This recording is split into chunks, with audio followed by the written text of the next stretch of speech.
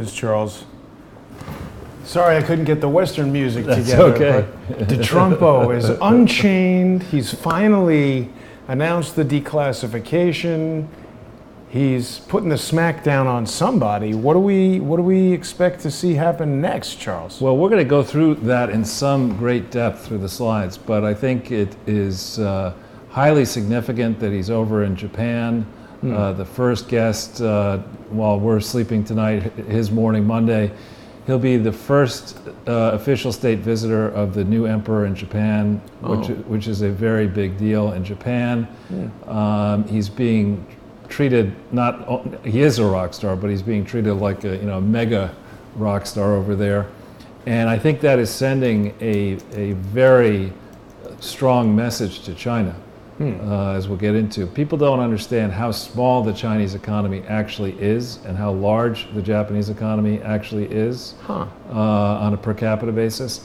And they also still don't seem to get how important the US market is to anybody who wants to be a big exporter on the multinational scene. So, and furthermore, when you get into history a little bit, we fought wars. I don't think we've ever really fought a war with China, but we certainly fought a war with Japan. Yeah. And that didn't end so well for Japan.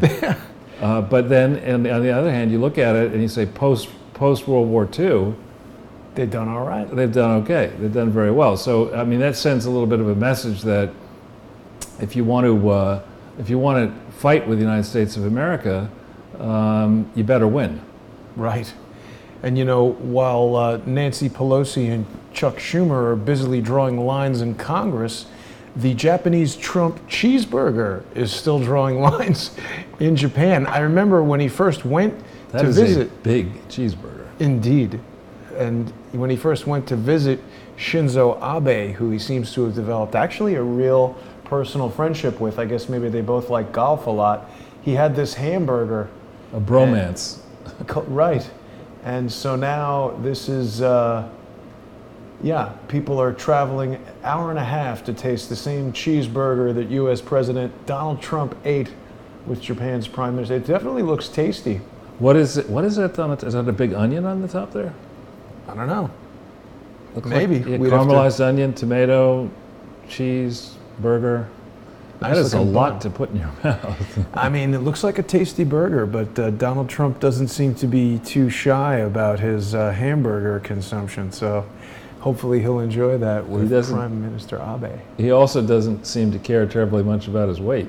He seems to be gaining weight, which is not good at his age and it's such a stressful job. I saw a profile image of him getting onto Air Force One, and I thought, he really does look kind of heavy for a guy his age. He's got to stay fit. And I think his birthday's any day now. Yeah, somebody emailed me something about sign a birthday card to President Trump. So hopefully we need him to stick around at least another 6 years, Charles. Exactly. Well, actually, didn't he say he's going to now serve 5 terms? I don't know about that. That was very amusing. So anyway, before we get off this page, yet another triumph of the art department here. Thank you. And I think what we can fairly say, looking back over the period, really November 2016 to present, that Trump has been fighting an uphill battle with everybody, especially with his Republicans, trusted members of his staff, his chief of staff, and John Kelly and others, Reince Priebus, the people who are supposedly working for him, I think history will now show, were not exactly working for him. And this marks the first time with the recent decision. We've been pushing for it on this show for a long time for the declassification. This marks the first time that he's actually said, all right, you're going to impeach me? Boom. And you can forget about cooperation on infrastructure and anything else. And we're beginning to see a side of him that it's good to see. I mean, he ran for a reason. I'm loving, I had the misfortune of flipping around channels this morning and early afternoon, as I like to do before I go on air. And there was some idiot on the Alex Witless show, MSNBC, saying that, well, of course, Donald Trump, he really wants to be impeached because he never wanted to be president. That's so stupid. So the 2 other people watching that show are probably saying, wow, that's so smart. And I was like, you gotta be kidding me. Well, you know, Charles, it's almost, I was watching, I don't know, something the other day, and there was an ad for a forthcoming, yet another remake of Godzilla. You know, my former colleagues in Hollywood are so just filled with original ideas. They never rehash anything old. But this is almost like Trump coming up. He's like Godzilla style, coming up out of the ocean, spewing fire. Right. Maybe that's why he went to Japan, to really unleash the Trump monster. Trumpzilla. Whoa, wait a minute. That should be the next one. Did we not already do Trumpzilla? I don't think we did. And with the new Godzilla movie coming, it could be the opportune time. Yeah. Nice image, though. Yeah, that new Godzilla movie looks interesting. I'm not much of a Godzilla guy, but that looks like it's kind of going back to the Godzilla roots. You know, Charles, our comments are already rife with people displaying their dissatisfaction with President Trump allowing Julian Assange to be indicted for espionage. This is a big deal. And yeah, I don't like that either. I don't like that. I don't understand it. I don't like it. I note that case, I think, is being prosecuted in the Eastern District of Virginia, the rocket docket, where they just send everybody. Right. I don't like that at all. I don't like the and frankly, people on the left should really not like it as well. This is not simply, you know, it's not just about Assange. It's about changing the relationship that the government has with the press. And so I don't like it at all. Now, you know, maybe there's something, maybe there's probably a lot that we don't know, but I don't like the fact that Assange has been forced to live the way he's been living for so long and had so much thrown at him without considering the other side of what he's done. I mean, none of the information that has been published via WikiLeaks, and it's been extensive, has been discredited, disproven. When the New York Times, when Tom Lipscomb takes credit for publishing the Pentagon Papers, you know, everybody around the world, you know, gives him hosannas to the highest kind of stuff. Whereas, you know, what Assange is doing and taking on arguably a far tougher opponent than occurred during the Pentagon Papers days. I mean, the power that technology has, we're going to get into that a little bit later, is so much greater against an individual, even against a husky company or powerful politician, is so much greater today and stands unchecked by any sort of effective oversight. Yeah, well, I was watching some videos about Daniel Ellsberg, obviously the closest thing to this type of prosecution that we've seen in the past. Ellsberg said that he actually was also indicted on similar charges, but I would have to dig into that a bit to find out how Daniel Ellsberg avoided spending hundreds of years in jail. But yeah, this is pretty bad, particularly when you consider how much Donald Trump talks about how he appreciates loyalty and how much he relied on the information that came forward from WikiLeaks. It seems very not good to rely on that and then get into position and then prosecute Assange. You can't do that. Yeah, and again, all these lame brains in the lamestream media who've been going on and on and on about the Russian collusion delusion, there has not been a single informed article in the mainstream press that I've seen, and again, I don't read it carefully anymore, but that I've heard of or seen, that addresses the question of how this information got from wherever it was stored to WikiLeaks effectively. They have not gone and examined the possible motives of people who might have had the information, and the likely motives of people who had the information, and they haven't thought through the technological requirements of getting the amounts of information we're talking about from the servers over to WikiLeaks. They haven't interviewed Craig Murray. They haven't interviewed a whole bunch of people, and it just seems to me that this is the news business, the mainstream news business, is the fiction business. We interviewed Craig Murray, so perhaps we have more information on this than many others. I don't know, people are giving us some opinions, some insights here. They think that Julian Assange will be on Air Force One, Donald Trump will pardon Assange, deep state up your nose. Could happen. I think we're seeing an internal struggle with the deep state here because, I mean, you know, we've got this former CIA lawyer who's now the Attorney General, are we not just looking at warring factions within the CIA? Well, yeah, I mean, I think we're looking at the people who've been on the gravy train since 1988, or after that, if they started work after then, have had a very easy life. I mean, they have been able to steal competitor secrets, they've been able to blackmail, they've been able to get, gifts, gigantic gifts, laundered cash, flying around in corporate jets. No one checks their expenses the way they should. No one checks their side business interests. No one checks their true background. We had in Brennan, we had somebody who was an avowed communist. Terrible. Become the head of the CIA, and Obama, somebody who people suspect has communist sympathies. And we had people in the Obama administration and the Bush administration, frankly, certainly in the Clinton administration, who were certifiable lunatics in positions of great power. And you raised an even better point. It's that we're going to prosecute Julian Assange for espionage, but not Hillary Clinton? Yeah, well, we'll see. I mean, Trump is great at kabuki theater here, and we'll see. He's trying to raise all these different issues. People are going to have these type of discussions and wonder about it. And Trump does hold, quite a few Trump cards here. So should make a deck of Trump cards. He's everyone. All the ace of spades or king of spades. Jorge Meyer is telling us that the CIA needs to be closed. I think he might be onto something, Charles. Yeah, it has to be. I mean, this whole idea of an organization being able to say, we can't tell you what we've done, but we can tell you that we are just incredibly effective at it. I mean, I'm not buying that at all. I'm just not buying it. Yeah, well, look at how many countries have been destroyed. Right. I guess they are effective. Including almost our own, Right, exactly. Yeah.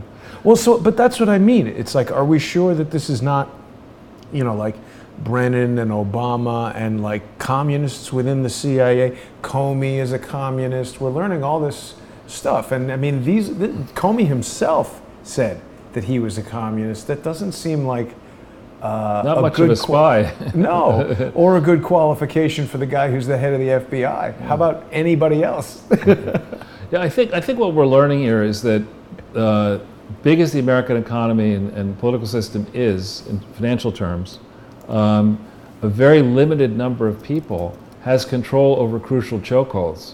Right. And if you are successful, as these anti-American, frankly, people have been over decades, going back really to the 60s, if not 1960s, if not before, of inserting people into positions of authority who don't like America, who feel that the American experiment is not an example to be emulated and revered, but instead it's something to be torn down. You put them into the Yales, the Harvards, the Princetons to mold minds to think that way.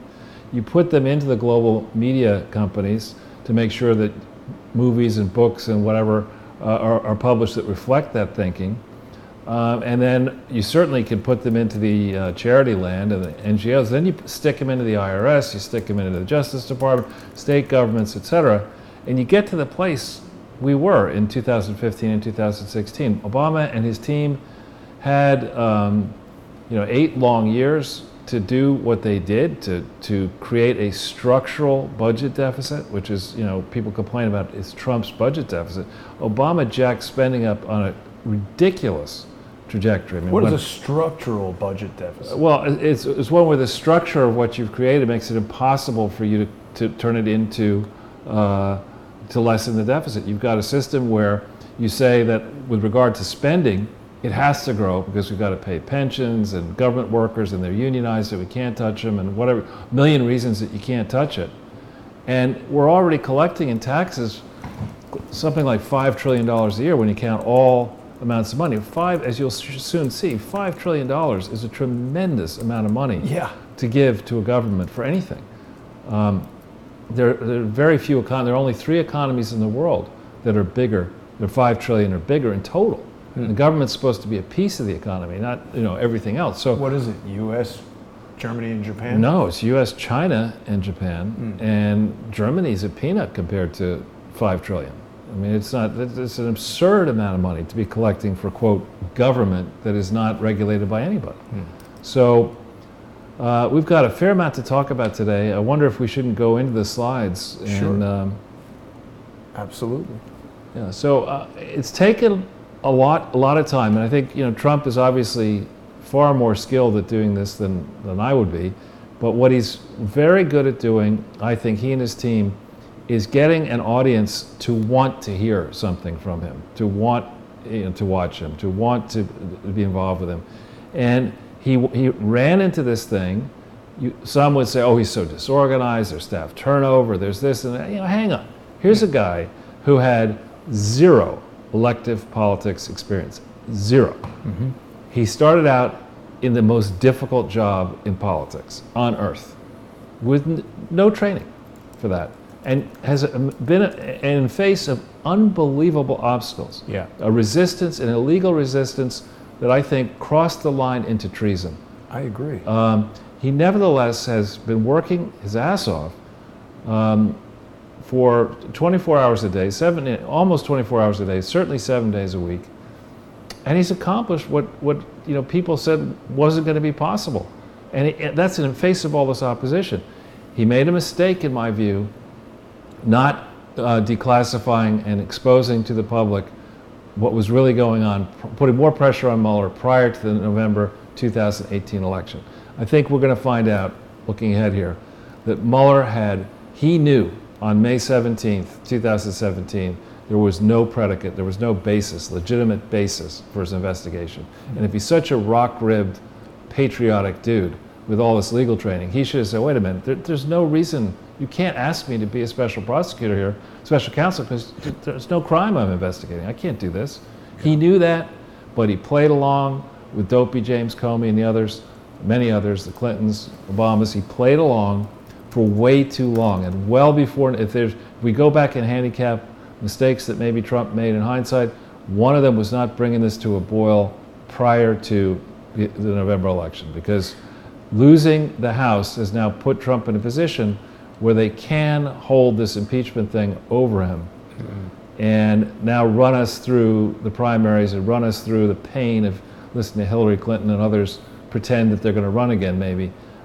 Whereas if we cut it off at knees, retain control of the House, and put some real people in, get rid of Paul Ryan, which thankfully we got rid of, but people like Paul Ryan, lessen the influence of the Romneys of this world, Trump would have been able to move his agenda along faster. We can't change the election results, but now we're in a place finally, late in May 2019, with a lot of time ahead of us. People like to say in the political land that we have 2 entire baseball seasons between now and the election, right? Anything could happen. A lot of stuff can happen. I tell you what I really want to know, Charles, is if Robert Mueller canceled his Twitter account because he was getting annoyed at how many dopey pictures I was tweeting at him. Did he really cancel? At one point, I was, tagging Bob S. Mueller in all of these great images of Robert Mueller doing, stupid, weird stuff like ordering nothing burgers and drinking booze. And then he canceled Twitter. You can't tag him. He's not on there. He's gone. Is that right? Wow. Perhaps he knew we were on to the booze. I think you could definitely tag Comey, though. I mean, he's still there. Comey, something they've been doing, you can't tag Hillary, you can't tag B-Rock. They get special treatment on Twitter. If you're Laura Loomer, you get kicked out of there. If you're Hillary, you can kill people all over the world and tweet whatever you want. Yeah. Yeah, wow. Well, if we contrast, though, for a second, Donald Trump's career, and you could say, he was born with a lot of money, and that's true, but he started his projects at the bottom. I mean, he walked the construction site, he worked with the planners and everybody. He is a hands-on developer, right? And it takes an enormous amount of patience to try to develop anything in Manhattan. I mean, that is really, you've got to have real smarts and staying power and determination. And here's a guy who you could say, I mean, he's made a lot of money as a builder. He certainly made money in reality TV. You could argue he sort of pioneered the profit. Those are 2 of the most difficult industries, by the way, Hollywood and construction. There's a lot of competition, a lot of scumbags, cutthroat practices. Right, sharp practices, et cetera. And you contrast that with the thin resume of Barack Obama. When you get into it, and frankly, the very thin resume of Hillary Clinton. When you get into, how much of Barack Obama's experience was in the competitive private sector? Zero. Yeah. Right? It was all community activist into state legislator with not that much. Community organizer. That's important, and I'm glad you brought that up, Charles, because that's a coded statement. Like community activist, as you just said, that's what most people hear when he says community organizer. That's like picnics at the Y and teaching kids how to play basketball or something. What it actually is, though, that's a Saul Alinsky thing. That's messaging to Marxist, Alinskyite, Weather Underground people, that he's in that. Yeah. But you look at that, I mean, you've got, what do we have left that Barack Obama accomplished? We have the structural budget deficit. We have America's weakened standing, international standing, in particular, because of what we have, the largest, I believe the largest modern slave market in the world is in Africa, in Libya, thanks to Barack Obama and Hillary Clinton and John McCain, for that matter. So you look at what Barack Obama accomplished, precious little. That's good. And he had, I remember when he got elected, I knew everybody knew he was going to win, but I happened to be in the Middle East at my brother-in-law's home in Kuwait, and I watched. I forgot. It's gotta be hot in Kuwait. It was air conditioned. It is definitely hot. And it was, and I watched it, and it was like the adulation that, it was like across the media platforms around the world. I was watching many different channels. Mm-hmm. They were all, oh, this is magnificent, a new era of prosperity, this person will save mankind. But, the degree to which people fell over themselves, fawning, to encourage this guy. And he, frankly, I think history and time is going to show that he is one of the biggest bunglers ever to occupy the office of the president, notwithstanding all the wind that was at his back. I mean, they broke the rules on interest rates, central banks did, to make this thing look good.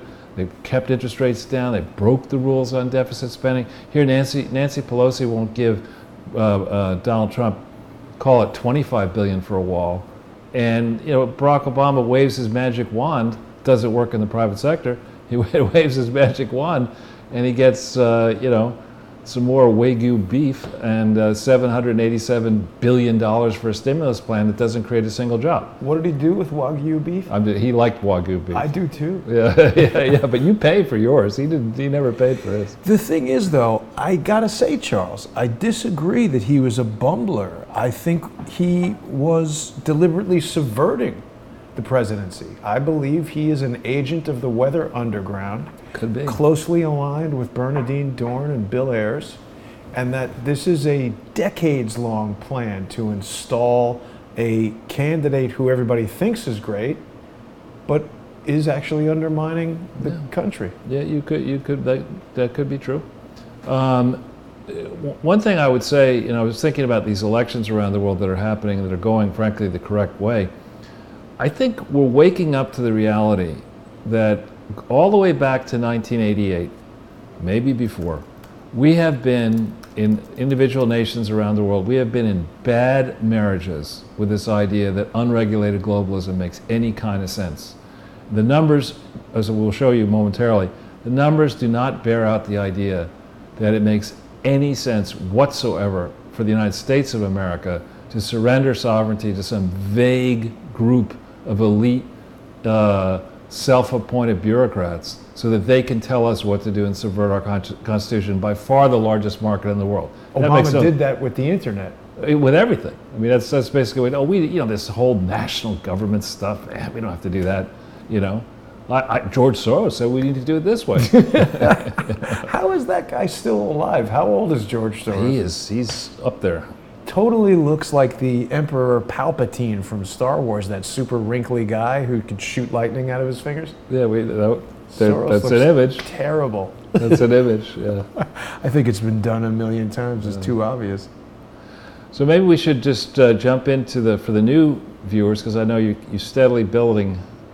You know, there's been a lot of shenanigans, Charles, with the YouTube subscriptions. And again, I don't know if this is an outside party manipulating it somehow. The only way that I could conceive of that being done is someone adding thousands of fake subscribers months ago and now taking them out. For what purpose, I don't know. Other than that, there's hundreds of people who have either voluntarily or involuntarily unsubscribed from the Crowdsource the Truth YouTube channel, but it's remaining fairly steady. There's something holding it from breaking 82,000, and I think there are a lot of people out there who don't want Crowdsource the Truth to reach 100,000 YouTube subscribers, which I think is a big milestone. They'd send me a little plaque that I could stick on the wall. So if people are watching, email these videos to your friends, to your family. Check and make sure you're still subscribed. A lot of people tell me they don't get the notifications, so you got to click that bell when you subscribe. Why don't we show people how to do that? There's a little bell that people can click next to the subscription thing. Let's take a look at that. So, well, and of course, it's a good opportunity to remind people, Charles, about the Sunday with Charles playlist, but when you click on the I can't subscribe to myself is the problem, but when you click on subscribe, there'll be a little bell icon right next to it, and if you click on that, it will actively notify you when new videos are produced, which is almost every day. I'm trying to take Saturdays off to maintain my sanity, but there's also a lot of video being published on subscribestar.com/crowdsourcethetruth and patreon.com/crowdsourcethetruth. Those are all subscriber exclusive videos that do not appear on YouTube, and that's one of the best ways for people to support the channel. You know, we're about a year into the monetization of Crowdsource the Truth, and we're about halfway through 2019, so I'll be making a big decision over the next 6 months as to how to continue with Crowdsource the Truth. Right now my income is very low compared to what I've been used to. I want to thank all the generous Patreon sponsors, but if people are watching every week and they are not yet sponsors, I really encourage them to go to subscribestar.com/crowdsourcethetruth or patreon.com/crowdsourcethetruth and become a sponsor. You get access to all of that exclusive content, and if people are already in there, thank you for doing that. And make sure you didn't get unsubscribed. I think YouTube is up to some tricky shenanigans, so we'll have to see where that goes. Good. Well, for the new viewers in particular, the approach we're taking here is to do things very differently from the traditional news media approach. Typical old days newspaper or now cable networks, you get very short, really opinion pieces that are passed off as news. And often there's little checking. It's disturbing when you see in the mainstream press, you see so many anonymously sourced stories, you know, making bold allegations against Trump or against others. We try to bring them back to basics. I was never trained as a journalist, but when I started out in business, I was working in a field where there were lawsuits on virtually every significant deal we ever did, because the strike suit lawyers could always hold up a deal from closing by launching a lawsuit. So you had to be very careful of your ground anyway, but especially because there were these lawsuits. And we never did anything with anonymous sources. And to the extent we were analyzing something, we wanted triple, quadruple checking of everything. So what we try to do here is, and we're encouraging, this is a journey here, for people who may not be as conversant with law, and I'm not a lawyer, but with accounting. I'm not an accountant, but I have been trained in finance. People who are not so comfortable with numbers and accounting and law, here's a chance, and actually the area of charity fraud and fraud, here is a chance for you to acquaint yourself, to get steeped in these issues. I know some people who are very comfortable with fraud, Charles. Okay. And they like lawsuits too. Yeah, okay, yeah, all right. But so here what we do is we give you the chance to check, we give you links, we encourage constructive criticism. You can reach me if you put contact and then my site, you'll be able to figure out how to do it. You can send me an email. Keep them short, please. I will not respond to a 25-page email. I have the patience to read maybe 200 words maximum. Well, it's not so much the patience, but your time is in demand, and a lot of people are sending messages. It's interesting to hear what you said about lawyers launching lawsuits to disrupt deals. I think more people are becoming aware of the extent to which certain lawyers are prone to make these legal chess moves that don't necessarily have any legitimate basis in law, but are part of a strategic plan that they're executing. Yeah. So, so what we're doing here is we're providing you access to these links. We'd love for you to get involved, studying what we're doing, commenting on what we're doing. Many of you have already been doing that. To those of you who are, we're very grateful for people who've been taking this work and bringing it to the attention of numerous state and foreign governments, because that has been happening for months, and it's bearing fruit. Of course, you can follow me on Twitter. I encourage you to follow Jason on Twitter, Crowdsource the Truth on Twitter. I'm seeing now in my tweets, to the extent they may or may not be suppressed, but I'm seeing more and more people retweeting them and liking them. And I also get a fair number of leads via Twitter. So I do appreciate those of you who are following and participating actively either way. And that's aside from Utrice lead. So these are good leads. People can follow you there, Charles. You're up to 35.3 thousand followers, which frankly seems low for you. I think there's a lot of people who really follow you, and I think you're still being suppressed, but they are making some kind of effort to make it seem like you're not.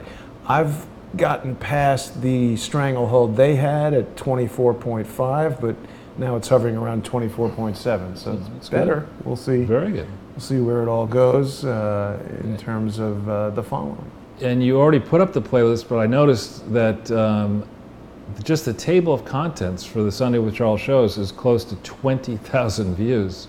Yeah. And which doesn't square with the Twitter issue, unless it's the same people watching. Right. But well, I don't know. I don't know. It's hard to say. That's just it. I mean, I look at channels with far fewer subscribers producing videos that seem less interesting on the same sort of topics, getting many more views. So it's a very difficult thing to understand exactly how it operates. Good. And I guess we're slowly but surely making progress on this Sunday with Charles coffee table book idea. No progress has no been progress. made. I mean, I've identified a place that I did can say print slowly. It. Yes, I've identified the place that can print it. I need to now go over there and figure out all the different options and what it will cost and how long it'll take to do. I mean, again, it's trying to interweave a lot of different things in the time that I have allotted, and I haven't spoken very much about these lawsuits against me. There's people who are publishing and speaking about it every day, but it does take quite a bit of my time. So people who want to help the show carry on, it's really important that they become sponsors. None of that money is going towards the legal defense. I'm doing it all myself, but I do want to be able to do other projects like the book, like there's some equipment changes that I want to make to. Now that it's summertime, we got the air conditioning running. I've got an idea for how to deal with that. So there's a couple of things we're planning to improve the show. Good. Well, why don't we go into the summary slides? So this, people on the mainstream press, they like to make Breitbart a dirty word. And as somebody who wrote, I don't know, 10 or 15 pieces for Breitbart, I enjoyed doing that. And did you ever deal with Andrew Breitbart himself? No, I got involved after his death. Got it. But if we go to the first link here, it's a Breitbart piece that I think I would encourage people to read. And Trump is prone to hyperbole, but he says, on departure from the White House on Marine One, he said, "Look, we're going to expose everything." And I love that picture of him. Everything. Yeah. Believe me. Yeah. That's what he's saying right there. You know that. Yeah. Now they've added this kind of weird thing to Breitbart here. I don't know if you've seen this, Charles, but you can now exposing everything. Have Donald the news Trump read to you cheers by a declassification weird of robot Russia. voice. Really? I didn't know about that. Wow. And you know what? I was like, oh, that's pretty convenient. Let me try that and listen to it. But the robotic nature of it makes it hard. I don't know. You can't really understand it that well. The potential for fun with that is enormous. Yeah. I don't know, it seems like a less capable robot voice than the one that told us about the Southeast African cheater. I like that robot That was voice. good. And then this conservative treehouse here, the next one down, this is a lengthy piece, and we're not even going to try to summarize the piece because it goes on and on and on, but there are a lot of very good links here. Whoever this team of people or individual may be has been doing fantastic work. for many months, if not years. But they make the point in this piece that this political surveillance operation, in their view, started mid-2012. I call bullshit on that. I think it started by June 2008, if not sooner than that. Right? Charles, what is Bucket 5? This has been coming up more lately. I think for some reason, I don't know why they call it Bucket 5, but this has to do with the various FISA applications and the information that was collected. But just if I could go back into the theme that I was trying to develop, this spying on your enemies started aggressively started. The Clintons were famous for their so-called war room in the 1992 and then 1996 re-elect, and to a lesser extent thereafter. But the Clintons were expert at not simply demonizing their opponents, but putting the fear of God into anybody who would challenge them before the fight. That was their approach. And I would say that the Obama team was pretty effective. If you go back through his history and going from state legislator to senator, it was amazing the way his primary opponent had a whole bunch of dirt dropped at the last minute. They had a very weak person running against him for Senate. I forget, it was Alan Keyes or something like that. But it's just like any opponent of Barack Obama along the way, had trouble happen to him one way or another. Same thing with the Clintons. Really? And so I believe when it became obvious that McCain was going to be before it became obvious that McCain was going to be the Republican nominee in 2008, given the state of the economy, given the problems, the long hangover of Bush, it just was obvious Obama was going to win.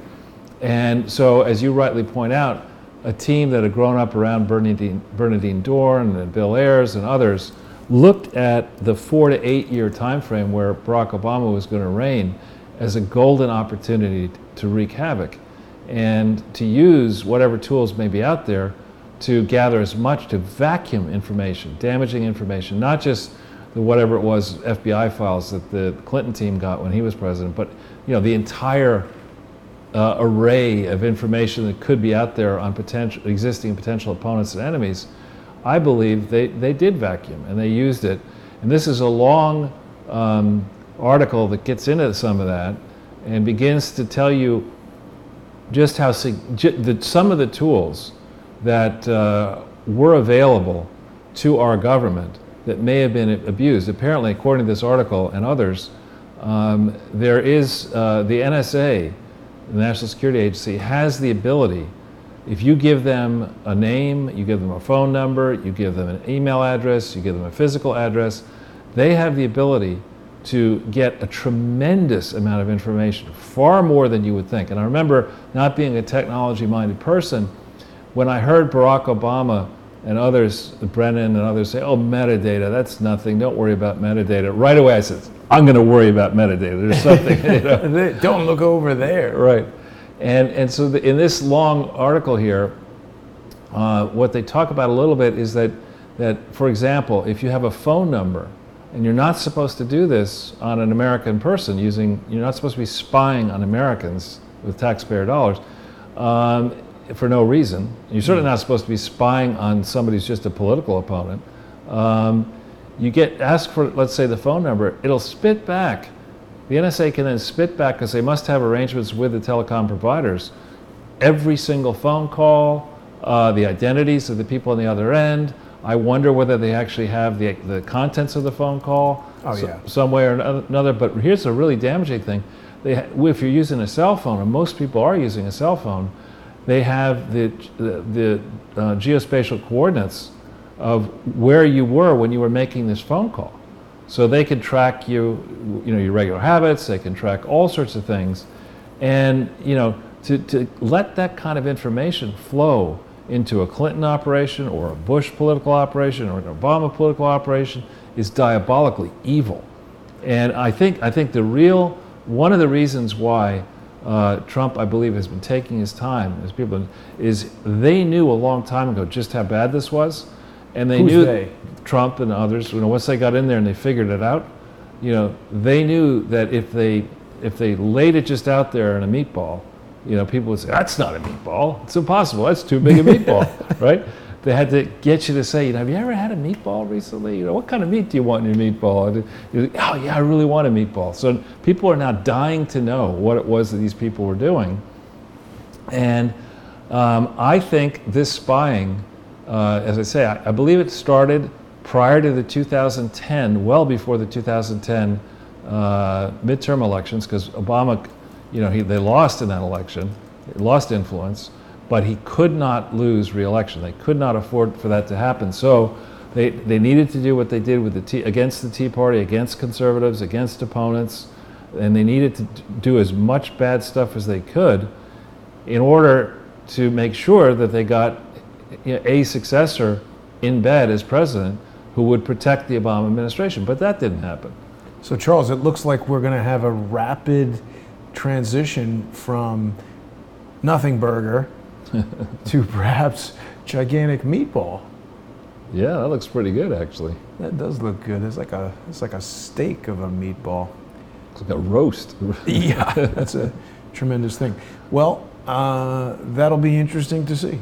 So for that, if we don't have to go into the article again, but people can take the time to read that article. I highly recommend it. Then we have Bongino here saying... Subbing for Hannity. Saying that the information that's coming out will, quote, curl your hair. This is Mark Meadows saying that. And I think that's true. The notion that, people are blithely allowing children and teens and young people to spend a lot of time, too much time on whatever it is now, Instagram, Facebook, Google, Twitter, cell phone use, and Alexa in your house and ringing doorbells and all this, Amazon, all that kind of stuff. People say, what could possibly be wrong with that? Yeah. And meanwhile, now we discover that actually a gigantic domestic spying operation has occurred where people are willingly sharing their interferes, text messages that maybe they shouldn't be sending, being vacuumed up by our government for potential use against you in your personal life, in your corporate life, in your political life. And, I think it's going to have, when we grow to understand what Facebook and Google and Twitter are actually doing, and Amazon, and the telecom complex in league with our government, I think it's going to have a very negative impact on the stock market. Well, and we've got Madeline here telling you that it's called the Hammer. She's referring, right, I think, to Dennis Montgomery's claims, which we don't yet fully know. But setting that hammer aside and anything that the NSA is doing aside, I think there's something that we should remind people about, Charles, which is that big data, the whole concept of big data processing and all that, is pretty new. I mean, the idea that you could have all this data on somebody and do anything with it, that's not 30 years old. That's not even necessarily 20 years old. No. And I don't think the average person, including me, really understands what you can determine about a person. Like if they start looking at, I know I've been on Facebook since 2008 or 2009, so you get 11 years of daily habits, of details. Amazon.com now owns Whole Foods, so they know what people are buying as far as what they eat, when you go there, where you travel. As you said, the GPS data of your phone. Who knows what they can determine about you using high-powered computers and what they can do with that in the future. It's just, I think the applications aren't even understood. Well, I can tell you that in 2005, I was first acquainted with somebody who had a large private security firm. He was a former FBI agent who had been in charge of the investigating the Tanzania and Kenya bombings. It was pretty high up, and then he went out to set up his own firm. And he was explaining to me that in this private firm of, call it 300 people, they were working on a black box system where they could predict what you would do. Yeah, based on and that's 2005. They have it now. Yeah. I mean, look, everyone is aware that, you know, if you talk about something later that day, you'll see ads for it on your phone or whatever because the microphone is listening because you installed some app where clicking OK agreed to allow them to listen to everything that you say. And Kevin Shipp has told us that that's what they're trying to do, to predict what every person is going to do. Right. It's pretty crazy. It is crazy, yeah. So then we have this story in Gateway Pundit, and forgive me for putting the link in, because when you hit it, it always takes a little bit time to load. Nope. But this Samantha Power, I forget who her husband is, but Cass Sunstein, isn't it? Yeah, Cass Sunstein. Samantha Power, I believe, was born in in Ireland, and she and others, really, Obama, I think included, really do not like the state of Israel. Would be my observation. I mean, to imagine if we put the shoe on the other foot, if Obama had gone to Israel and to meet with Netanyahu or whomever on a state visit or a high-level visit, and Netanyahu welcomed him at the official residence or whatever, then made him walk out the back door through a kitchen. I think, I don't think the mainstream press would be saying, yeah, that's fine. That's just, they don't get along, these things happen. But the way in which Samantha Power has behaved, and the suspicion that when you read through the Papadopoulos book and his various interviews, the suspicion that they were basically saying that because Papadopoulos enjoyed amicable relationships with certain Israeli companies, that was a pretext to spy on him, because maybe he had, he was working with the wrong sorts of Israelis, which maybe under the Obama period was all Israelis. I mean, it's just, I don't hold a brief for or against any foreign country, but I do think that you don't like Qatar. Oh, I forgot about Qatar. Yeah, that's a cesspool, with the exception of Qatar.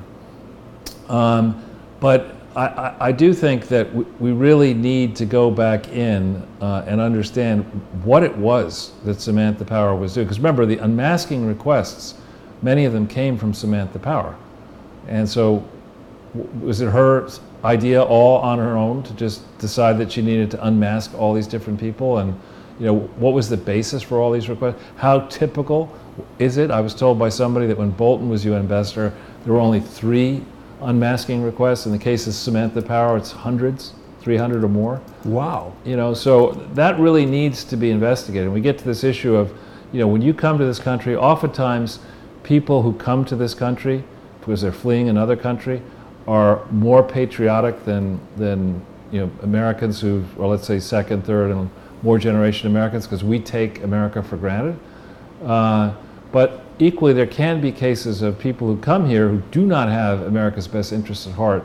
Right. And I question why Samantha Power was our ambassador to the UN. I mean, the UN is not well known for being pro-American, despite the fact that we have been funding a disproportionate share of UN activities since inception. I think they should get rid of the UN, to tell you the truth. I do too.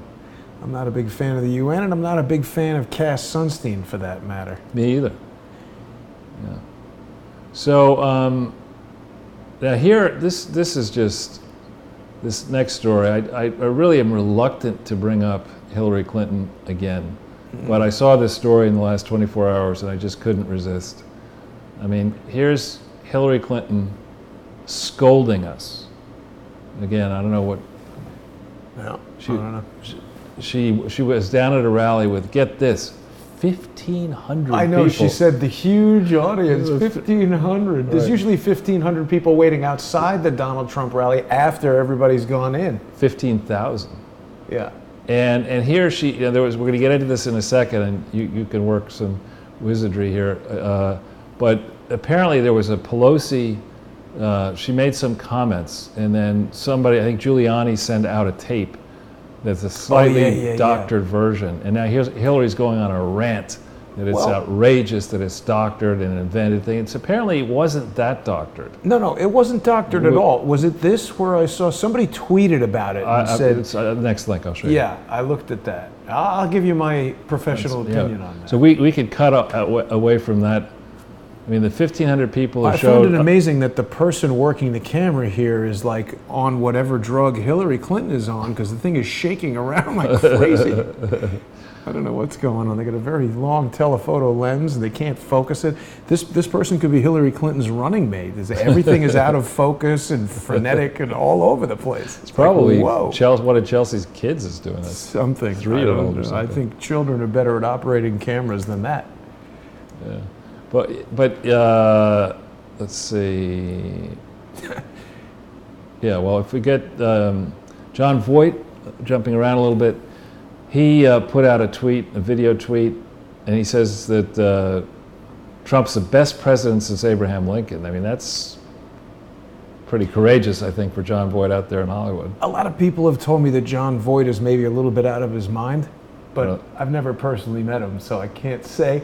I agree. I don't know about greatest since Lincoln, but I think he's certainly been the most consequential, and I mean, he's doing a lot more, it seems, than any other president during my lifetime. And I don't like everything that he's done, but I've been pretty happy with Donald Trump as president so far. Yeah. And then we go in here, there's this headline here that populists are trying to, it says, break the European Union. No. The populists are trying, it's not really populists, it's nationalists believe that corrupt bureaucrats, unelected bureaucrats, living high off the hog, accomplishing little except making lives more difficult for people in the individual nations, have proven their ineffectiveness. Under a regime where interest rates have been suppressed, interest rates for many countries in Europe remain negative, which is ridiculous. You could like pay to put your money in the bank? Yeah, exactly. I mean, that sounds like a European idea, right? Yeah. Another great idea. Yeah. And you can pay to put your money in the bank, and then you can go buy a Volkswagen where it's great mileage because we've adjusted all the meters to whatever you want. Well, and the best part about paying to put your money in the bank is if they decide they don't want to give it back to you, then too bad. So I actually think we have the European parliamentary elections happening right now. I don't know when the results will come out, probably after the broadcast is over, but I think you're going to continue to see a rejection of the European project because there's a track record, and it stinks. Yeah, this is the doctoring video thing that I think you might be referring to. Somebody, whoever Joey Salads is. Yeah, well, he's Saldino for Congress. So he's talking about how it's off by half a frame. Now, first of all, we don't know what this guy is looking at. I hate it when people say this is proof of something, because there's so much about this that we don't know. He's saying that it's proof. What is he saying? It was off by half a frame. Their clips are slightly different, but not doctored. I don't know what it is they mean by doctored or how they're saying it's been doctored. You can take something that somebody is saying and you can edit it. Like you could say, Nancy Pelosi came out in Congress and said, I hate Donald Trump. And if somebody cut that clip and just put out a video of Charles Ortel saying, I hate Donald Trump, and said, Ortel declares he hates Donald Trump, that's doctoring the video, taking it out of context. You could also put a mustache on Nancy Pelosi and make it look like she's got a mustache. That would be doctoring it. I mean, what this guy's talking about with half a frame, he even goes into his video editing application here on his computer, which looks like Adobe Premiere to me, definitely, looking at this little icon here. And we could speak for 2 hours about the complexities of bringing digital audio and digital video into a computer, if this guy's downloading it from the internet, where he got it from in the first place, how he ingested it into this editing application, how it then got put back up on the internet. Half a frame is not doctoring. That sounds like a conversion mistake of some kind or a transcoding issue of some kind. This is, again, I don't know if I have the graphic of the Nothing Burger still up, but this is making a mountain out of a piece of sand that would be part of an anthill. Right, and this is Hillary Clinton going, saying that it's doctored? Yeah. Oh, well, she's a digital computer genius. Exactly. So especially after a fourth bottle of Chardonnay. Right. But that's nothing. So this is for humor here. We have that one there. I mean, I saw this and I read the article. I was outside having tea or coffee or something like that. What kind of? Well, you see the headline though? I did. It's saying that Florida man uses an alligator to shotgun a beer while cranking Skinnerd. So this is, just Florida, I guess. It's just. I mean, this isn't definitely something that you should do, but I kind of wanted to see the alligator bite him. Yeah. I mean, this is sort of man versus beast, and if he's wily enough to prevent himself getting his arm bitten off by an alligator, I'm all right with that kind of. I know, but drinking and boating is not such a great idea. Well, what about the idea? I just saw a news article about a woman who got her arm bitten by a raccoon and within a couple days had to have her whole arm amputated. What about what's going on in the mouth of an alligator and this moron is drinking the beer? And we don't know how many beers he's had. Right. This falls into the category of the Darwin Awards. If you want to mess with alligators, go right ahead. I don't think I'd be doing that. And shotgunning the beer, especially. I'm really actually just sad the alligator didn't bite him. I was sure the video would end with the alligator biting him in some way. And then that would have gotten 10 million views. And then there's the great news on CNN, if we have this, Chicken noodle news. I mean, this is only fitting. It shows that there is a market. Right. And you know, MSNBC should also suffer. I believe Rachel Maddow's show is suffering immensely, as it should. Well, see, people know, speaking of big data, people are able to figure out the type of stuff that I'm looking on the internet for. Whoa, what's this? I haven't seen that before. That looks like something 3D. Huh. Something else to look at later. Well, so CNN is a dumpster fire, and they denied laying people off, but then laid people off. Yeah. Good thing they don't lie. Yeah, it's fake news. All right. Well, it's real news that they're a dumpster fire, I think. So before we get, we've got some real details to go into on the Clinton Foundation, but before we go there, I just want to explain to people why it is so important what's going on in Japan. I spent over 3 years working for a large Japanese bank. I had the privilege of I stayed in the same hotel that Trump is at now, the Palace Hotel. It's a smaller hotel right next to the Emperor's Palace in Tokyo, and in Japan, as in most Asian countries, but particularly in Japan, Japanese people stand on ceremony. Face is very important. You know, this whole arrangement of the visit is meant to make Trump look good in Japan, and it'll be very important that how Trump reacts, and I'm sure he'll do a good job of reacting. But when we think about why would Trump pick going to Japan now, why does that make sense? I mean, obviously moving to the new emperor is something he had no control over. But on these big moves, you remember his first trip internationally was to Riyadh. And that was to try to break this whole logjam, to send a clear message. I thought Japan was the first guy. Oh, but he came to the White House. Yeah, but the first Trump foreign visit, right. He went to Riyadh, landed in Riyadh first, and then he went to Israel, and then he went to the Vatican. And that was, I thought, very clever what he did. And now in this one, he's in this trade war with China, and he goes to Japan. Why does that matter? Okay. Why? Well, I'll show you in the next slide. This one? No, this next slide in the presentation. Oh, but we don't want to talk about that? Well, we did a bit, I think. Oh. So if we go here, stay with me on these numbers because they're not as alarming as they first seem. Okay, these are statistics. I've talked to people about this in the past. There's this actual organization inside the UN, UNCTAD.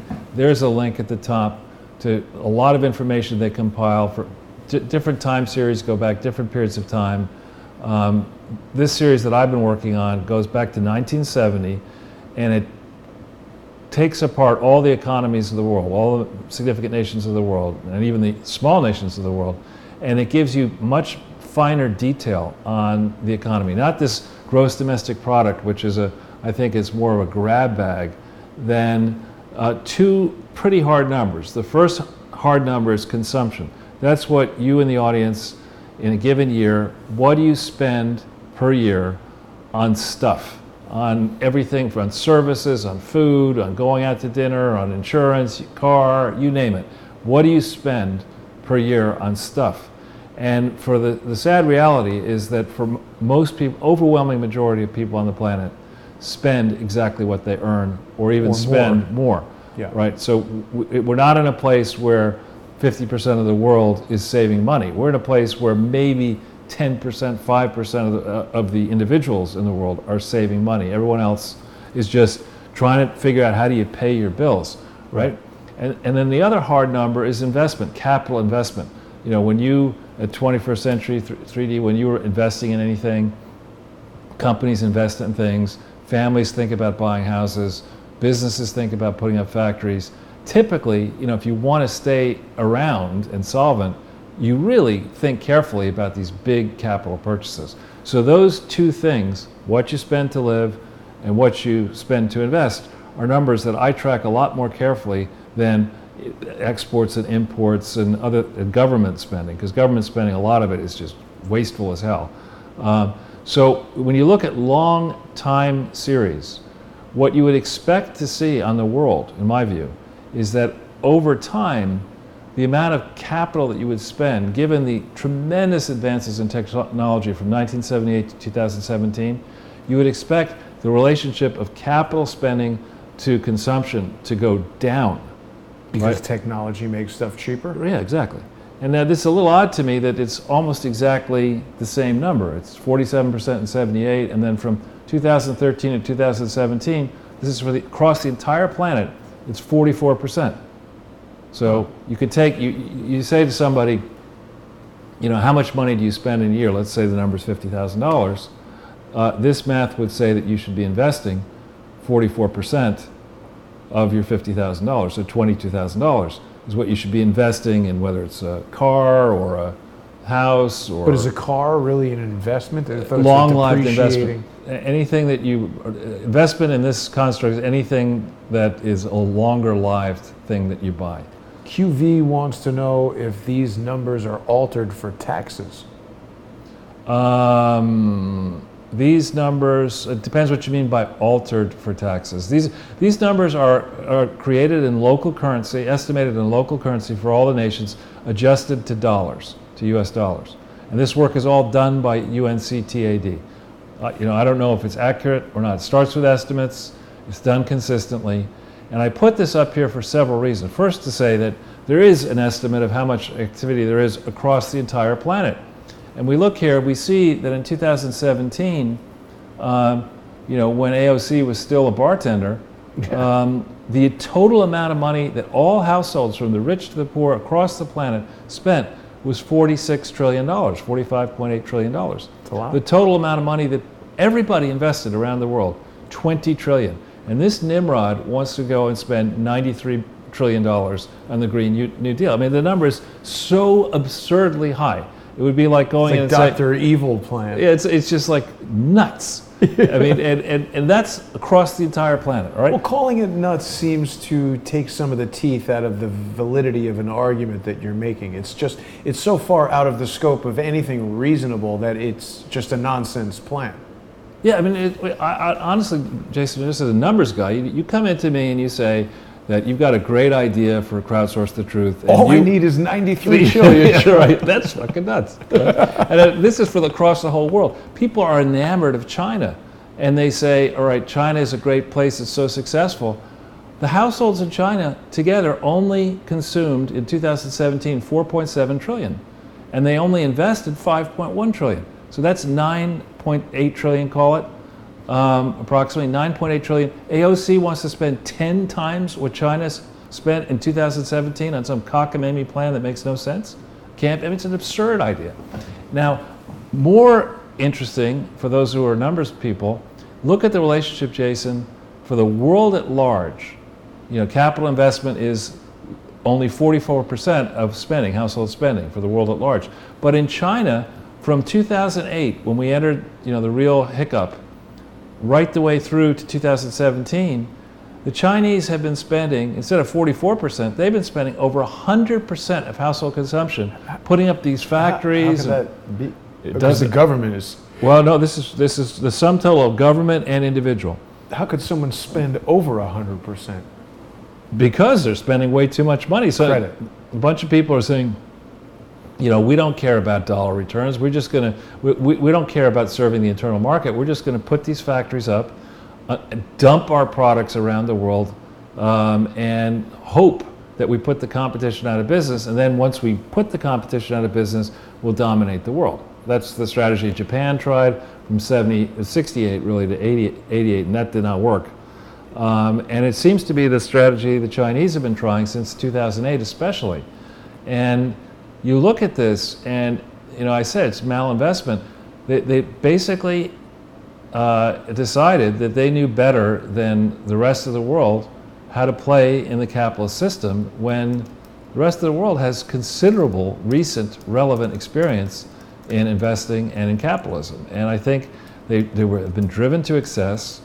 Our big multinational companies and banks and people were very happy to sell whatever the Chinese wanted, because a lot of this investment that they do in China is done by buying Caterpillar tractors and GE equipment and Boeing planes or whatever. And we were all too happy to let them buy all that stuff from us. But I think what this math tells me just at first blush is there is a gigantic bubble in China that has burst now that the tariffs have been put in place, and that America has an amazing set of levers against the Chinese as they grow to realize the bad place they're in. They can't now say, all right, we've got all these factories, why don't we not use them, right? They really need to sell into the largest market in the world. And remember these numbers. Consumption in China is only 4.7 trillion, and investment is way too high at 5 trillion, okay? It's out of whack, huh? Way out of whack. So now let's look at the next page. Charles, I don't mean to take you off track, but we're getting a large number of questions, and I don't necessarily know what they mean, but they seem like good questions. We've got Steve asking, I don't know if this is off topic, we'll save it for later, but can you address the question as to how releasing monies from CAFRs in America might help Americans? Do you know anything about that? CAFRs? I'm not sure what that means. Then forget it. So if somebody wants to explain what the acronym stands, it may be that I know the concept, but I just don't recognize the acronym. This is information on the United States and Japan, right? Look at the United States. Remember I said that you would expect over time that the amount of capital that a developed economy spends in relation to consumption should fall as a percentage. So in 1978 it was 39, and here you see this trend going back down to 30. Now, in the period 2008 to 2017, remember one very important thing. Interest rates have been artificially suppressed around the world. So what that has created in the United States and in Japan and in other developed markets is an explosion of residential real estate investing, because the interest rates are so low.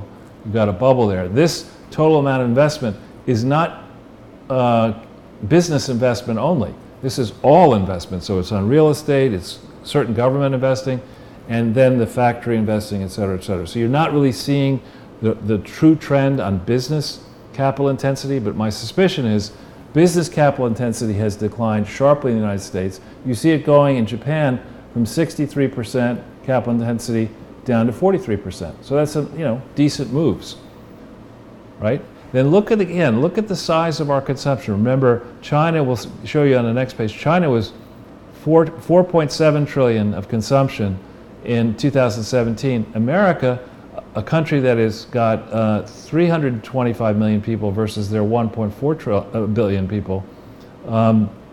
So we're, 25% the size, but our spending on consumption is 4 times, almost 4 times. And our investment, is $1 trillion less than the Chinese, but nonetheless, 4 trillion is a lot of money to be investing. So we, in the United States, our consumption, our investment markets are big, and Japan as well. Japan is less, I think it's, from memory, it's around 125 million people or 145, I forget which, but it's in that order of magnitude. So call it a tenth the size of China, but their consumption is more than half China's. So this is a deep market for consumption and investment, a deep and manageable market that has weaned itself off this idea of global domination by putting up gigantic factories that cannot serve the internal market, that are dependent on exports. Yeah, they are kind of freaking out about this trade war. Right. So Trump seems to know what he's doing. He definitely knows. So now let's go to the next page. And then we look here. let's compare and contrast. Here's, as Trump likes to say, China. China on the left. Look at, in 1978, China's consumption was 104 billion and ours was 2 trillion. Okay? By 2017, China has made tremendous progress. It's 4.7 trillion, but we're up at 16. When you combine, this is Japan and the United States combined. We're up at 16 versus 4.7. We look at the investment that the United States and China together make is roughly the same, that Japan and the United States together make is roughly the same as China's. So when you look at this and you say, okay, do I want China to be an important partner? Yes, I do. But not if the price tag of going into China is we have to allow them to steal our technology, steal our intellectual property, cheat in the rules, you know. Not pay on legitimate deals. That was a big problem in Hollywood when I was there. Right. And we don't need to do that. And I think this is a very artful message that Trump has sent by having such a strong meeting in Japan already.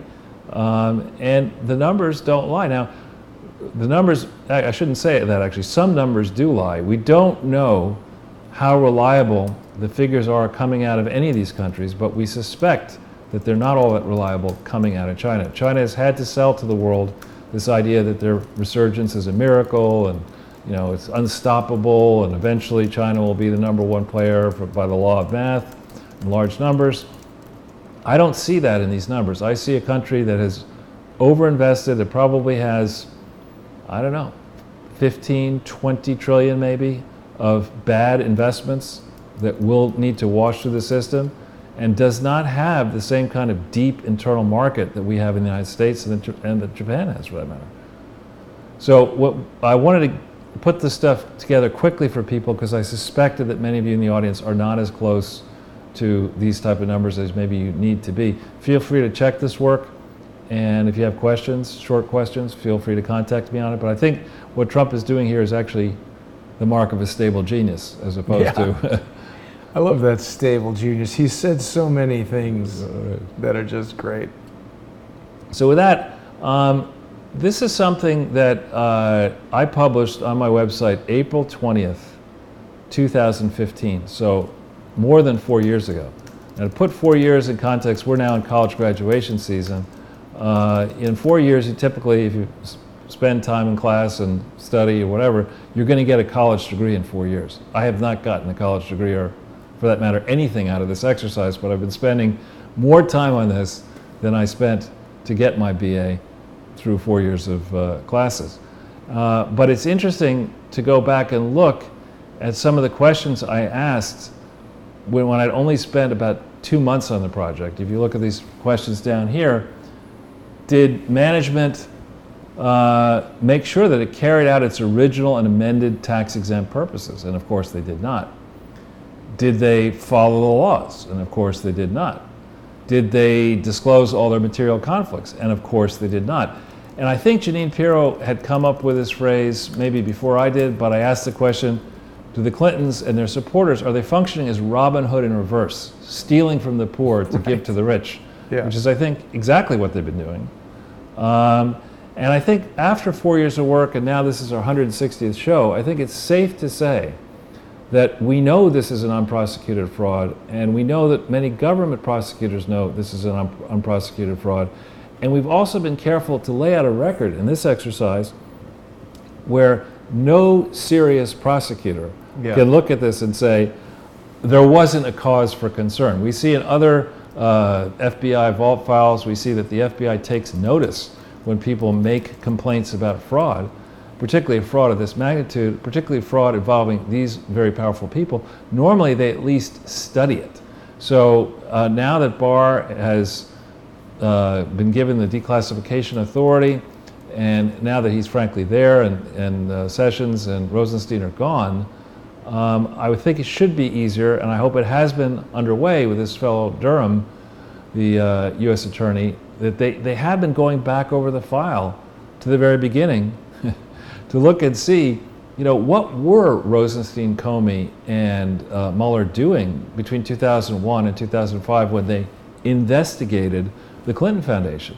It's a hands-off approach, Charles. Yeah, well, it's like, we won't look over at that fraud because that would obviously create problems. So I think we know, and a lot of people do know around the world, I can report, that this is an unprosecuted fraud, and we're all waiting to see how well, adroitly, Barr et al. Are going to bring these criminals to justice, and there are a large number of them.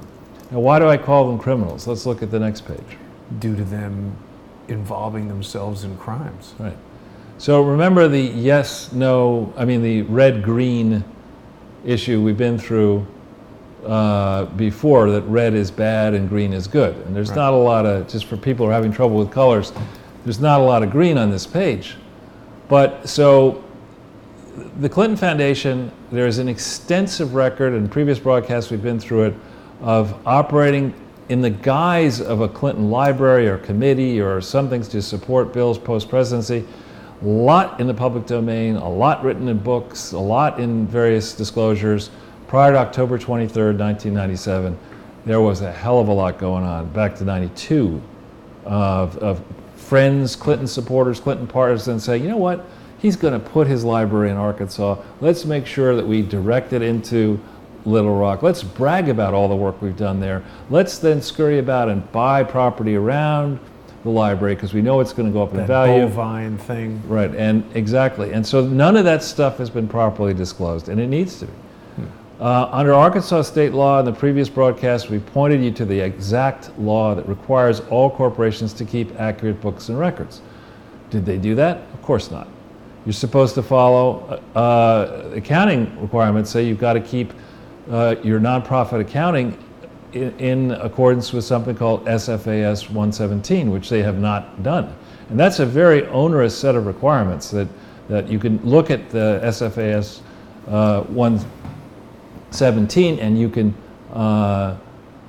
look at the various provisions and requirements in there, the detailed provisions as we've done, and you can see that they came nowhere remotely close to following those standards, even though they tell the IRS and state regulators multiple times, using the mail across state lines, in most cases, that they are in fact following that crucial standard, which of course they didn't follow.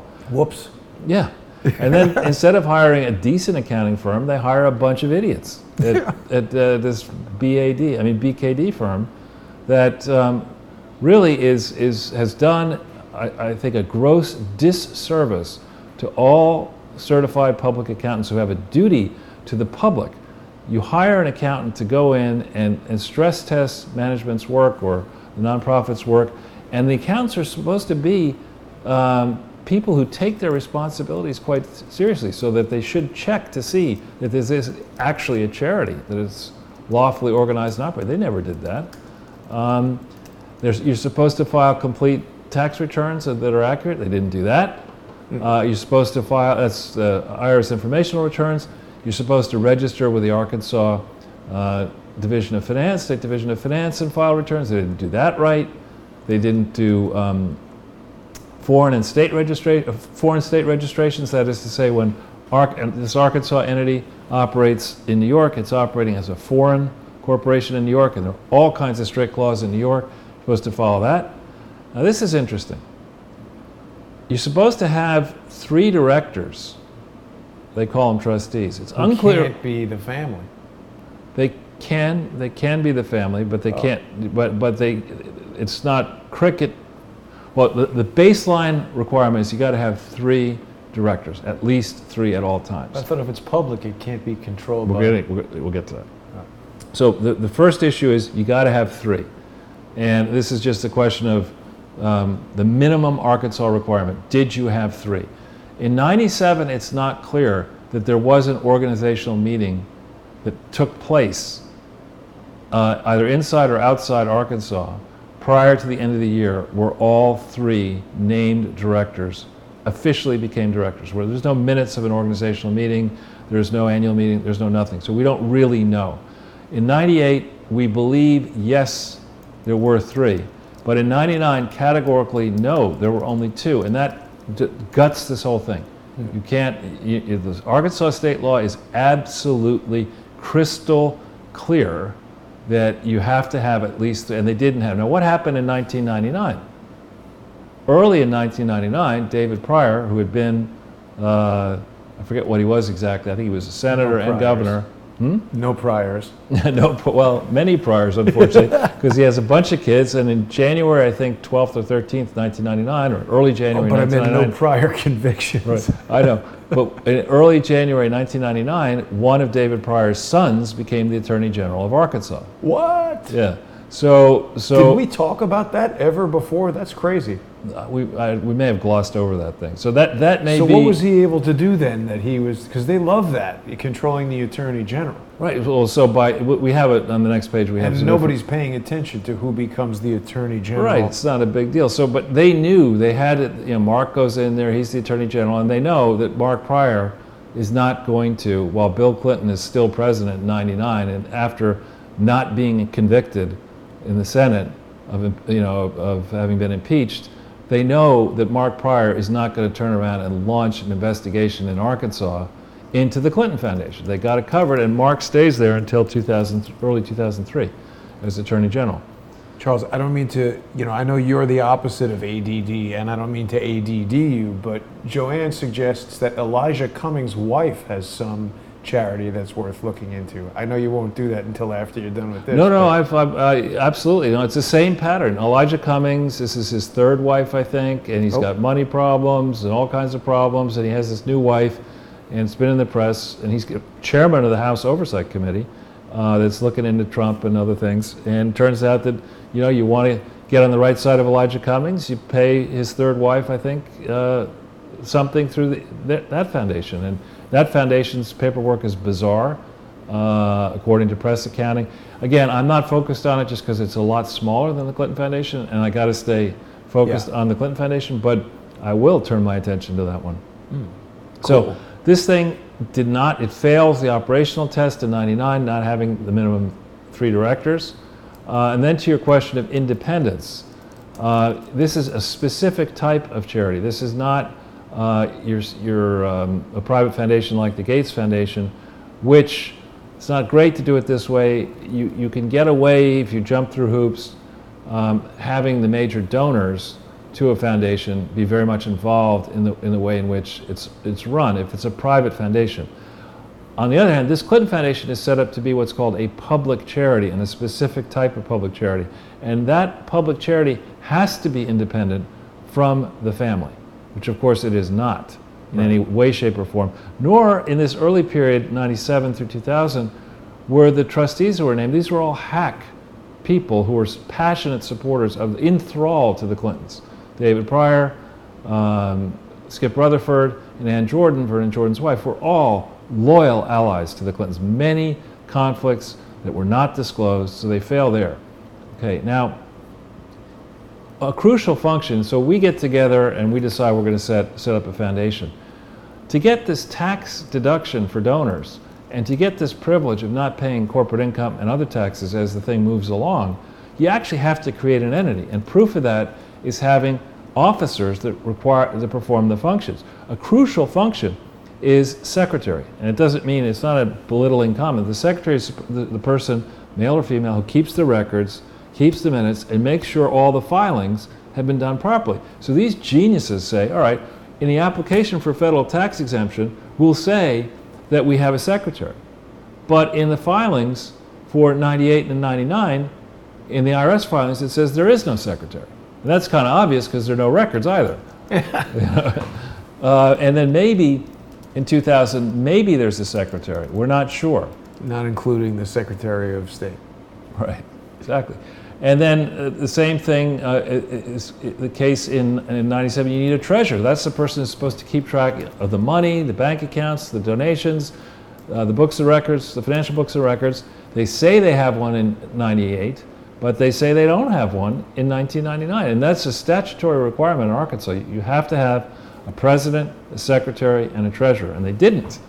So, I mean, any fair-minded person looking at this mess, no audits, all the conflicts, books and records, this is the 160th broadcast on this stuff, is going to look at this and say this was not an organization, this was a collection of hangers-on who were trying to make sure that they could use this thing, whatever you might want to call it, as a vehicle to raise the money that was needed to be raised to get Hillary in as a senator, to arguably get a Democrat elected as president, and then to set the Clintons up for a lifestyle after they left the White House where they could afford to continue to live the way they had grown accustomed by skimming off this non-organization.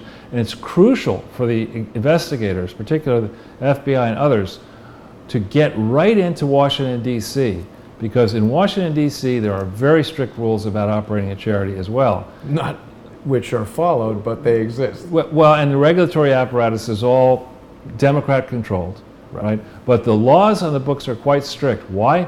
Because local taxes are very high in Washington, D.C., and the potential to use a charity to say that a friend of yours made a donation when they didn't make the donation and use that as a way to get your taxes down is just compelling to crooks in Washington, D.C.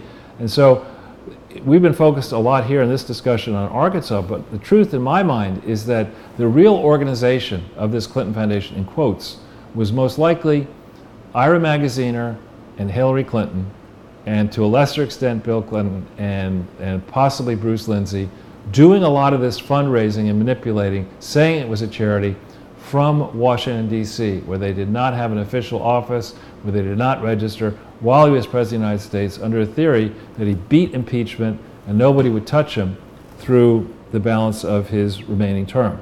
Kind of building his Teflon image. Right, and basically skimming as much as possible in that time frame. And so they didn't have a treasurer. They didn't report any of these material problems to the IRS or to state regulators. In this period, we've talked about in the past, they got dinged in, I think it was Mississippi, several times for soliciting in Mississippi without registering. They had to pay penalties. Bill, of course, got dinged multiple times for lying under oath and obstructing justice in relation to the Paula Jones matter. That would have had to be discussed. Bill and Hillary's role in all this was never properly explained, and it did not operate exclusively as the type of publicly supported charity, and the specific type, it's a longer thing, we just say 170 there, but 509A means publicly supported, public charity. That means the bulk of all of your income should come from the wider public, not from fat cats or governments. And of course, in this period, in 98, 99, and 2000, they disclosed that they got no contributions from any government, which we believe is not the case. And they also do not account for pledges properly. They do this all on a cash basis. In this period, they were soliciting pledges, long-term pledges. They should have counted the present value of those pledges as revenue, which would have led them to a place of showing very high profits, reported profits, or changes in net assets. And now as we go down a track of revoking their authority to operate as a charity retroactively, this means that if we were successful in that the tax bill that they would pay, it's already large, but it would be monumentally massive, huge. Do they have that money to pay it? Well, the people around us definitely have it. It's not just going to be the Clintons. So as we'll show you in a second. Bill Gates to pay down the debt. Well, it's going to be a lot of people, as we'll show you in a second. Good. So if we go here, these are just, again, I'm not a lawyer, and these are excerpts from the relevant Arkansas, some of the Arkansas law that was relevant for this time period. And it's important, when you say you're going to be a director, you can't just, show up with your Chardonnay vat. Unless you're going to Hollywood, then you can. Not at a charity. No. Not at a charity. You've got they're standards. These are developed standards. They're terms of art. You've got to operate in good faith, first of all, and with the care of somebody who's prudent, not the care of somebody who will walk across Times Square against oncoming traffic drunk. And you always have to serve as a director the best interest of the not-for-profit corporation. So most people in Times Square are drunk. And that's true at all times. It's mostly pedestrian traffic now. So here's a little one we haven't talked about in the past. You have Bill Clinton flying around the world with Hillary and Chelsea and whatever, and somebody's got to pay for these private jets. Right, and you run a loosely controlled corporate. Sounds like what Bill would say. Right, exactly. Somebody's got to pay for these. So you have this loosely controlled, uncontrolled entity that the bill, you're trying to take off from Teterboro and you haven't paid your bill, that doesn't work. So you have the Clinton Foundation pay the bill and then you eventually reimburse them. I'm not saying I know that happened, but I am saying it's very suspicious to me that when you list the largest independent contractors to the Clinton Foundation, by law you have to do this, and there's no air travel person mentioned. I don't believe that for a second. So how do they actually arrange for all these? Any donated services, you're supposed to list the value of that, not in the income statement, but you're supposed to explain them. So there's a large, my suspicious nose is telling me that a lot of money was effectively lent to Bill and Hillary and the Clinton family. Can't do that either. You're not. I know. Without interest. No, you can't do it, period. Oh. You're not supposed to use a charity to finance the lifestyle of a director or whatever, as other charities are going to find out in a minute.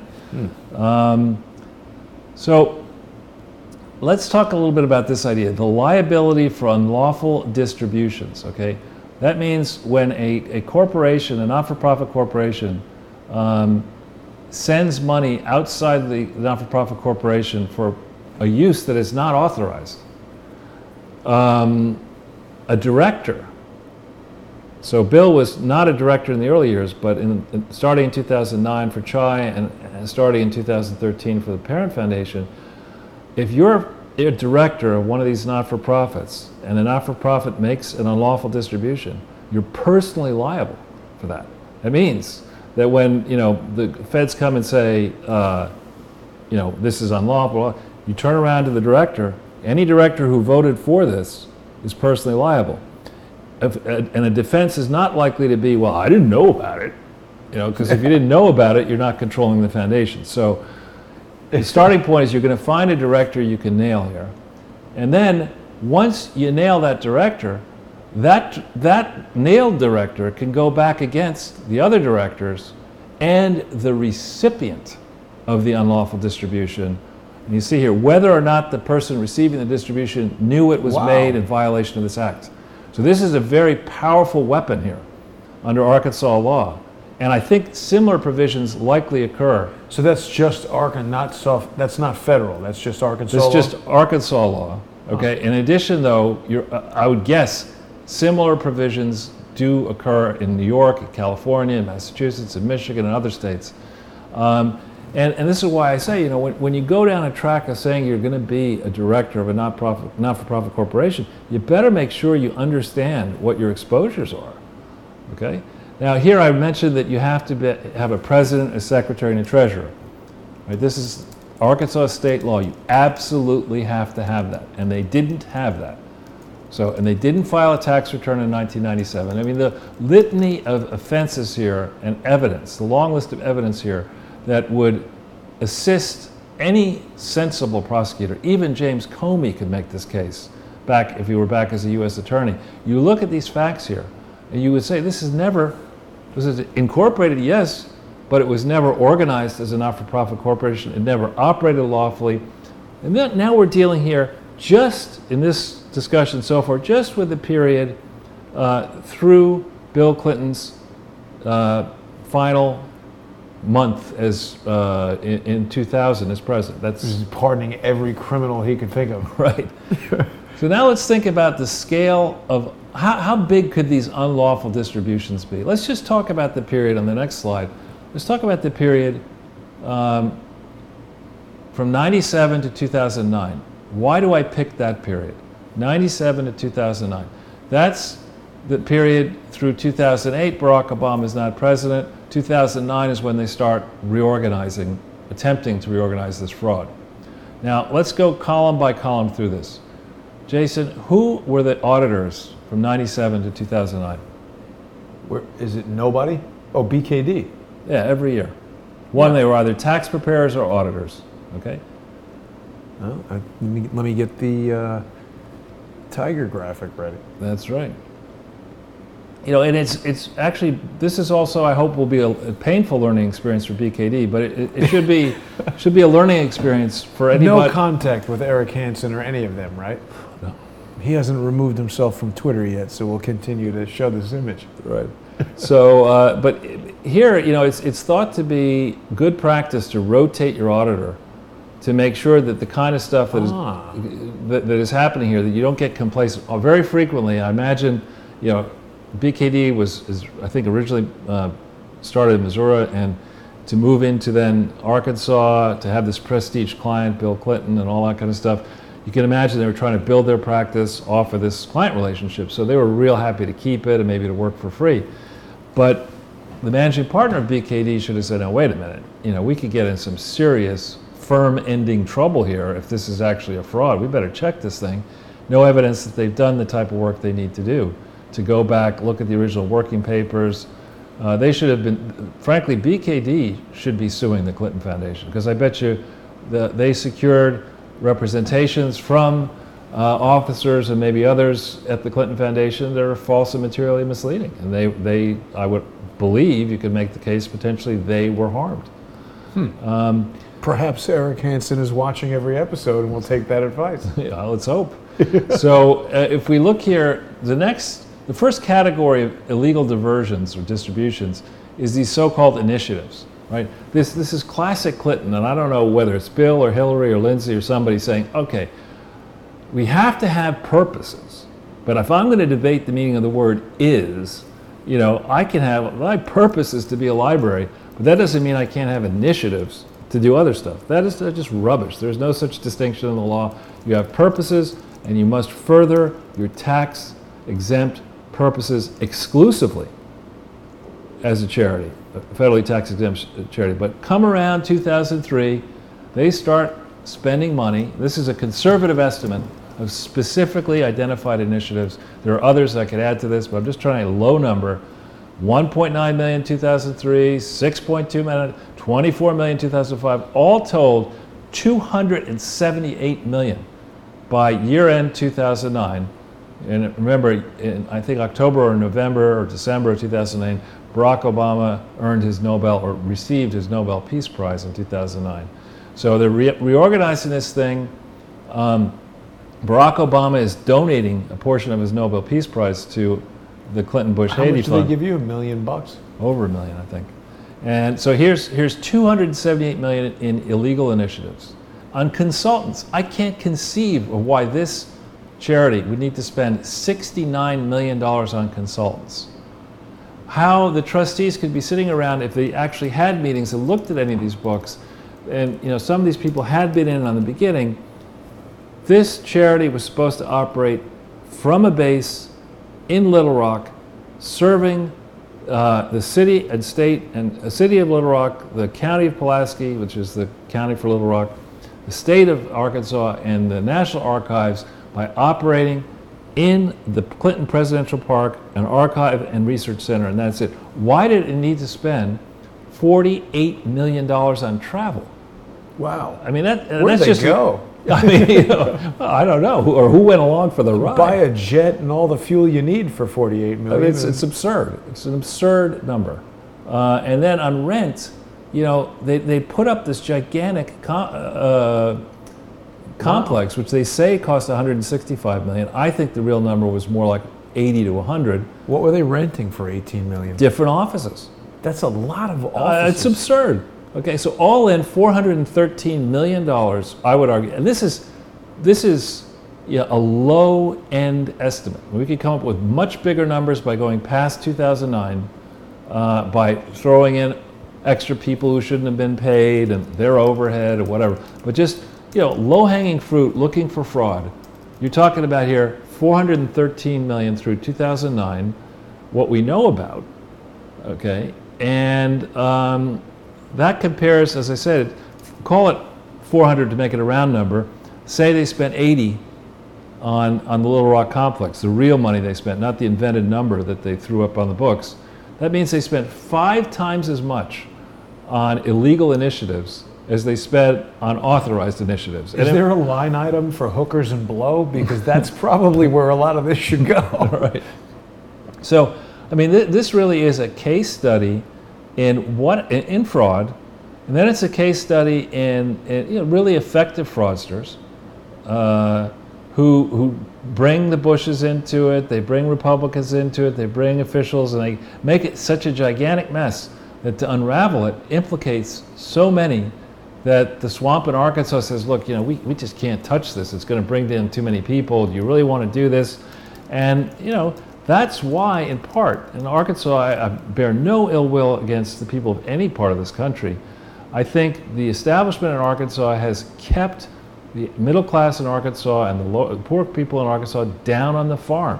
Arkansas incomes are well below the national average. Arkansas business activity well below the national average. There are certain large billionaire families, Walmart people and others, that have done very well, the Stevens family in Arkansas.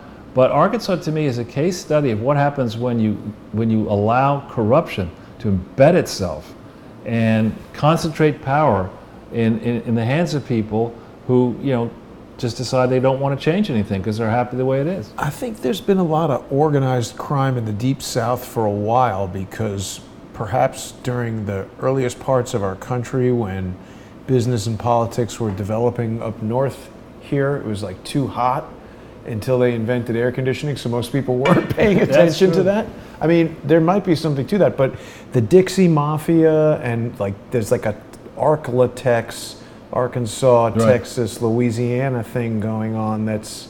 Something's going on there. And I think part of their play is to keep the population not very well educated and take advantage of everybody. The fracking thing went on recently in Louisiana where they took a lot of money, bought people, give people money.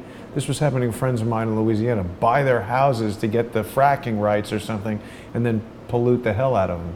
Yeah, it's not good. So this is, I contacted with others, the Attorney General of Arkansas in August-September timeframe 2015. That person is a Republican. The Democrats ran it through, I believe, January of 2015, but Leslie Rutledge is her name, and I think she's on Twitter. It would be very helpful if the Crowdsource the Truth people would begin to contact Leslie Rutledge and say, hey, do you care about the law in Arkansas? Are you ever going to do anything about enforcing the law? Because, this scandal is one that I'm quite confident different governments around the world have been on and are focusing on it. Since January of 2016, we know the FBI had 2 investigations that I think have still not been settled. The IRS had one open in July of 2016. I think those investigations were at first rekindled in January of 2018. She looks very young. She is young. So it's really time. We want to drain the swamp. Let's start. Ironic that the corner of the Arkansas River is a swamp. Well, the actual place, the specific place where this library is, it's a bridge over something that was referred to for decades as murky bottoms. And that's is that like Foggy Bottom? No, it's like, swampy, murky, gross portion of the river. And that's what this thing is. It was supposed to be a statement. It was going to change, and maybe it did change a portion of the Little Rock waterfront that had been decrepit. The first question made it more decrepit. Well, the first question here, that I think very few people will be able to answer correctly is, where are the Clinton presidential records? Not in that library? Do we even know that we have all the records? As a guess, we don't. As a guess, the same is true with the Obama records and possibly with the Bush records. And that's a series of crimes as well, because when you look into presidential records, those are the property of we the people, and you're not supposed to. You told me the story about going into the National Archives and how seriously they take. They make you watch a movie about how to not steal stuff or you're going to get arrested. Right. So, again, this is different dimensions of a saga that we've been laying it out there. We have a nice long record, this being our 160th show, date, slides, videos, circulating around the world. We can report that multiple governments around the world are watching this very closely to see whether Donald Trump means what he says about draining the swamp. And I believe he does. Right. Well, I hope so. I think he's been having a difficult time getting that plug out, but now hopefully that he's going to declassify, and he's allowing William Barr to have basically unfettered access to declassify material as he sees fit. Perhaps that could be the start of the draining of the swamp. I hope so. And I think it's going to pick up speed. I wish him and his family a happy birthday. Donald Trump?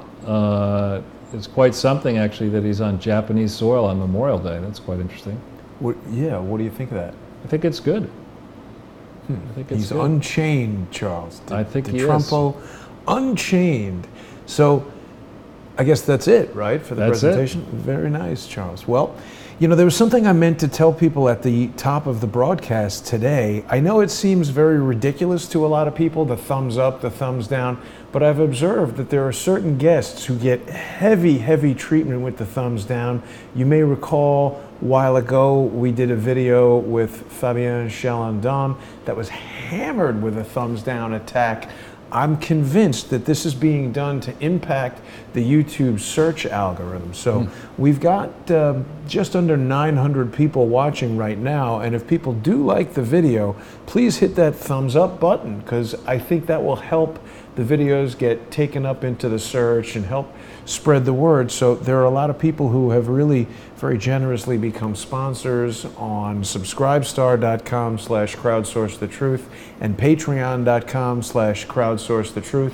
There are people who have sent sponsorship funds to paypal.me/crowdsourcethetruth, and anybody who sponsors the show at $10 or higher is going to get that Sunday with Charles screensaver. And if people cannot find the financial resources to sponsor the show, sharing the videos, hitting the thumbs up, emailing a friend saying, hey, you should really check this out, all of that sort of stuff helps a lot. So please hit that thumbs up button if you're watching right now. Charles, was there anything else you wanted to say to our audience before we wrap it up on this Memorial Day weekend? Yeah, I hope people go out and remember the sacrifices that so many members of our fighting forces made and their families. I know in my own case, my grandparents and great-grandparents and my parents impressed upon me that it is a holiday that, you know, it's not just about going to the beach and a cookout or whatever people may do. Many people have sacrificed all that can be sacrificed so that we have the freedoms today that we enjoy in this great country. So if you see, I always try, if I see a service member or whatever tomorrow, you know, go over, thank them, you know, in a place where there are many of them. Obviously you can't take everyone out to lunch or whatever, but these are people who really have our backs, and so we should remember them always, but tomorrow is a special day. Absolutely. And that's a nice way to close out the show. Charles, thank you for another great presentation. People should get on to Subscribestar and Patreon. We're going to have another great episode with Ole Damagard tomorrow, and the Moriartys will be back tomorrow night. There's 2 shows on Monday that only sponsors of the show will get to see. I want to give open thank you to all of our viewers who are veterans and people who were remembering on Memorial Day. So have a great Memorial Day, everybody, and see you tomorrow.